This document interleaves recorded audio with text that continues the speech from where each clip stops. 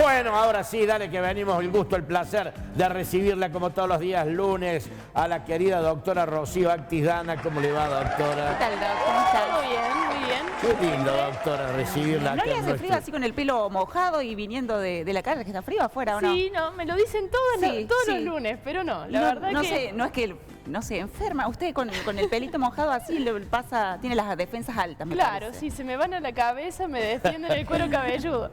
No, estoy acostumbrada, no siento Muy frío. bien. Bueno, Bueno. temazo el de hoy, ¿no es cierto, Pato? ¿De qué Intestino, sí, intestino irritable. Así es. ¿De qué se trata? Síndrome de intestino irritable. Síndrome, sí. Bueno, es un trastorno funcional del intestino. ¿Qué significa? Que es una alteración en el funcionamiento del intestino, y si yo hago un montón de estudios voy a encontrar un intestino normal. No voy a encontrar ni alguna alteración en el tejido, no voy a encontrar un tumor, no voy a encontrar una causa orgánica, o sea, que yo la pueda ver en el cuerpo que me justifique eso. Pero sí hay un montón de síntomas y es una enfermedad, un estado muy frecuente en la población. Y se debe a una relación que hay entre el cerebro y el intestino. Es como una respuesta exagerada o una respuesta dificultosa del intestino frente a los estados emocionales. Hay algo que se llama eje intestino-cerebro. Antes no se conocía mucho, pero hoy se sabe que hay una relación entre nuestros pensamientos, nuestras emociones y la respuesta del intestino, y que a la vez nuestro estado del intestino, la salud intestinal, cómo se mueve, también condiciona a nuestro cerebro y nuestro estado emocional. Cuando se dice irritable, explíqueme qué significa intestino irritable. ¿Inflamado? Intestino Sería. irritable es por el hecho de que frente a algunos estímulos, quizás leves, ¿Pero responde- buenos o malos los estímulos? En general tienen que ver con situaciones de estrés y de ansiedad, Bien. como más como Bien. con preocupaciones. Bien. Entonces, frente a algún estímulo que en la mayoría de la población o en una persona que no tiene este síndrome no generaría nada, la persona que tiene intestino irritable hace que responda de manera desmedida y molesta en algún sentido. ¿Sí? Significa que frente a estados emocionales el intestino responde, eso significa. ¿Sí? Es como que el umbral de respuesta es bajo. Una persona que no lo tiene frente a estados emocionales quizás tiene otros síntomas, pero no en el intestino. Claro. ¿Y qué síntomas puede haber o cómo uno se empieza a sospechar en el intestino irritable? Es muy variado. A ver. Puede ir desde diarreas, Sí. constipación o incluso ambas. Personas que pasan quizás 5 días de constipación y después tienen 3 días de diarrea, por ejemplo, como muy variable, porque justamente es un problema en el funcionamiento del intestino, no es algo de una obstrucción, por ejemplo. También puede haber dolores, que es lo más frecuente, dolores y distensión abdominal, o respuestas alteradas en la comida. Mucha gente que dice, yo cada vez que como fruta o cada vez que como algo, o toda la comida me cae mal, en ese sentido, o dolores o distensión, o las personas que se llenan de gases, por ejemplo. Es muy amplio el abanico y depende mucho de cada persona la respuesta. ¿Y con qué estudios salta a las claras de que tenemos intestino irritable? Y lo que se hace en realidad es frente. No es, o sea, todos frente a alguna situación de estrés podemos tener alguna respuesta. Se habla mucho de frente a los exámenes, por ejemplo, la diarrea frente a los exámenes, o sea, todos... Toda esa situación de adrenalina. Claro, por eso mismo, nosotros somos una unidad, entonces nuestro cuerpo responde frente al estrés. Una cosa es que suceda eventualmente y otra cosa es que se reitere en el tiempo. Si yo, más o menos a lo largo de 3 meses o más, o toda la vida a veces, tengo este tipo de respuestas, de que mi intestino responde a mis circunstancias de estrés y de preocupación, y que yo identifico que cada vez que como tengo dolores, cada vez que me estreso tengo alteraciones de diarrea, tengo cambios en mi materia fecal y todo eso, bueno, siempre la consulta en el médico. ¿Qué es lo que se va a hacer en general? Es buscar todo lo que no sea intestino irritable, porque como dijimos que los estudios no me van a mostrar nada, lo que hacemos los médicos es identificar que lo que tiene esta persona no se deba a otra cosa, que no se deba a una enfermedad celíaca, Claro. que no sea por un tumor, que no sea por alguna enfermedad infecciosa. Entonces los estudios en realidad van dirigidos a descartar todo lo otro, y cuando se descarta eso y es algo sostenido en el tiempo, en general tiene algunos criterios. Si siempre responde a circunstancias emocionales, si más o menos siempre tiene las mismas respuestas, se infiere que se llama intestino irritable. Mirá vos. Bueno, por suerte, yo impecable en eso, pero a ver, digo, porque si vamos a hablar del estrés o de lo que pasa hoy en la vida cotidiana de las personas, más de media población andaría con eso irritable. Claro. Digo, con el intestino. Siempre volvemos al estrés, ¿viste? El Claro, estrés está metido en no todo. alcanza la guita, no hay cosas, todo aumenta, la plata, los chicos, la escuela, la no sé qué. ¿Qué sería un clima adverso para las personas? Pero yo aún así con todo eso no tengo intestino irritable. Claro, es como una predisposición de cada persona. Hay gente que frente al estrés, por ejemplo, hay personas que tienen asma, por ejemplo, y frente a episodios emocionales desencadena crisis de asma. U otras personas que tienen urticaria, entonces frente a circunstancias de examen o de estrés, angustia, preocupación, se brotan y hacen lesiones en la piel. O por ejemplo las personas que tienen psoriasis también. Es como que las personas siempre tienden a tener un órgano de choque que manifieste sus estados emocionales.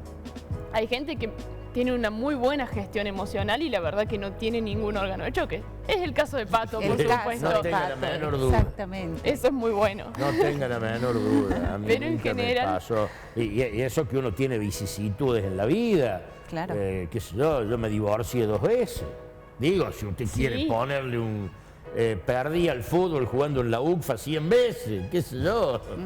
Me Sí, dejaron sí, sí, algunas sí. cuantas chicas. Papi, no me alcanzaba la guita. Y bueno, y así, o alguna vez chocaste el auto. Opa, sí, tal Si cual. cada vez que te pérdida. pasa algo va a tener, pero está bien, para eso está la doctora que lo dice, que entonces eso está relacionado con personas que tienen un bajo control de lo emocional, ¿sería? Sí, podría decirse así, o también, tiene mucho que ver con la infancia y con las cosas que hemos aprendido. Si nosotros en nuestra infancia hemos vivido estados como de mucha angustia o de miedo, por ejemplo, nuestro sistema ya queda impregnado de Mirá eso vos. y frente a una circunstancia que quizás no es de vida o muerte, como nosotros aprendemos las respuestas cuando somos niños, también empezamos a vivir todo desde esa perspectiva. Mirá vos. Claro, hay personas que tienen más herramientas para superar diferentes conflictos que otras y fundamentalmente está ligado quizás a esto, ¿no?, de la infancia. Pienso, es tan importante el tema del aporte de los padres de sumarle con lo que es autoestima a los chicos, ¿no? De impulsarlos a hacer cosas y manejar el tema de la autoestima, porque después eso a futuro, en diferentes situaciones que les toque vivir, van a poder utilizar esas herramientas a lo largo de su vida. Sí, absolutamente. ¿No es cierto? Sí, hoy se habla cada vez más todas las generaciones va habiendo nuevos descubrimientos, ¿no? En la generación, de mis abuelos, por ejemplo, ellos tenían una visión de que sus padres venían de la guerra. Y hoy, ya nosotros, las generaciones actuales, tenemos un montón de comodidades que antes no tenían. Entonces se va indagando cada vez más en esto de cómo puede ser una crianza cada vez como más amigable o qué herramientas podemos tener con los avances de la psicología, pero siempre sabiendo que es una cuestión generacional y que cada generación va haciendo lo mejor que puede con las herramientas que va teniendo. No hay comparación con lo que yo puedo vivir hoy en mi día a día, por ejemplo, con lo que han vivido ni mis padres ni mis abuelos. Totalmente, Claro. pero Con yo no sé si a medida que avanza la ciencia y cada vez se descubren más cosas al respecto, no sé si es mejor o peor. Porque antes, cuando yo era chico, capaz que no se sabía absolutamente nada, los padres te criaban, te mandaban a la escuela, a jugar a la puerta, a la pelota, con los chipas, como que era todo más fácil y más simple. No digo económicamente, digo la vida cotidiana más. Ahora, viste, cada vez más y cada vez más y cada vez más. ¿Y para qué sirve? ¿Para vivir mejor o peor? Digo, lo tiro ahí, no sé. Usted es joven, doctor, usted es muy joven. Digo, no sé, ¿usted está de acuerdo con que cada vez se descubren más cosas y se descubre y se descubre? Yo lo que veo es que cada vez se puede hablar de más cosas. Muy Había bien. mucho que antes quizás no se mencionaba y ni siquiera uno se daba cuenta de lo que estaba viviendo. Hoy se le ponen palabras a cosas que la gente siempre ha vivido, como esto del estrés, como vos dijiste en el primer programa, Pato, eso era cagazo. Bueno, hoy hay toda una medicina. Frase, la doctora. Hoy hay todo un área que estudia eso y busca dar herramientas y facilitar.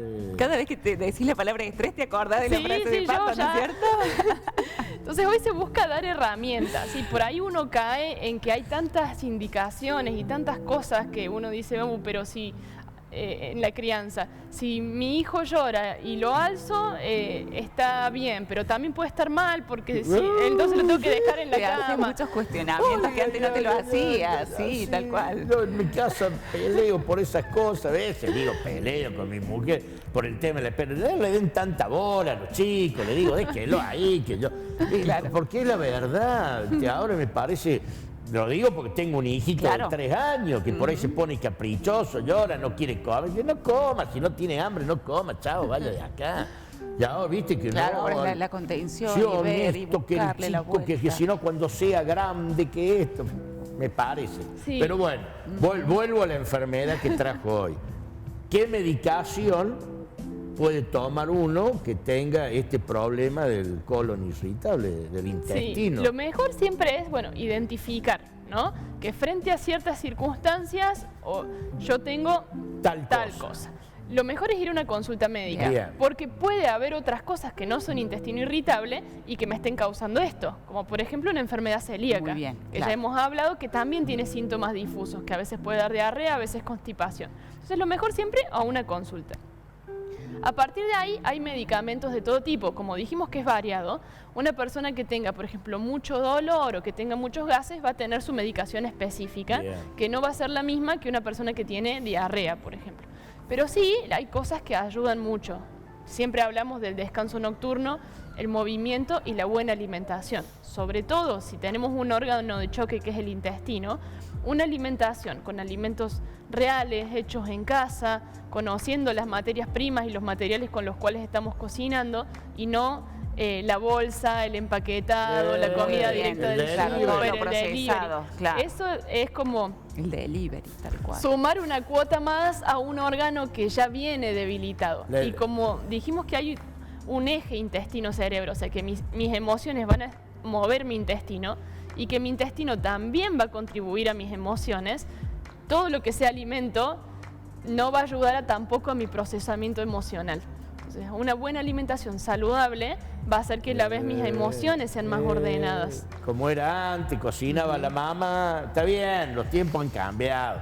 Yo soy un antiguo de la hora cero, pero como son en mi casa no se ve el color de la pintura de la heladera. ¿Cómo, Pato? Y claro, de tanto flyer pegado.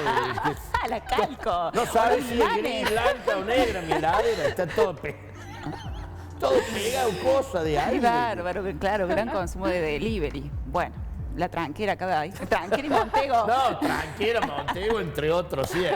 Bueno, doctora, póngame ahí, qué lindo que es hablar con la doctora, porque siempre nos trae algo, Y para aprendemos los lunes algo. es ideal, porque es como que nos resetea para encarar la semana, Es ¿viste? decir, voy a comer sano, Sí, no come así arrancamos fruta, los lunes, no le sí. metas cosas malas, no llames al Así. delivery, no comas salsa, todo eso, Sí, de el verdad. lunes es fabuloso y después va bajando el viernes. Sí, a mí me dura el lunes, martes y listo, hasta ahí el miércoles, miércoles. mediodía, ya después.